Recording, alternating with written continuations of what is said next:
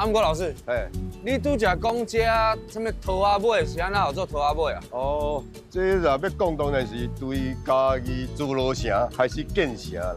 还讲到建城，竹罗城是台湾的所有的这个城市第一座有建城墙的，比台南府城更较大声。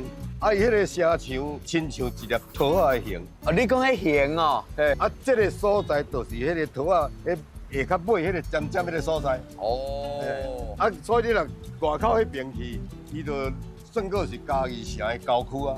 啊，我想起来，我想到老师，你有伫你的册内底讲到，讲你差不多伫17岁到20统的时阵，就是伫遮讲你伫遮生活、读册、骑考面车，所以你真正遮拢有熟呢。真熟啊！迄个时代，我对嘉义这个等于我家己的故乡的县城嘛吼，伊个看板啦、写啥物啦，啊讲个这是较分家规啦吼，每间厝啥物色啥物色，我拢差不多甲画伫我的头壳底啦。安尼哦。啊，迄个感情真深啦！离开故乡，等下坐火车落车头，我脚踏出车头的，拢会感觉一股力量啊，伫我的脚底啊，咧都撑起来。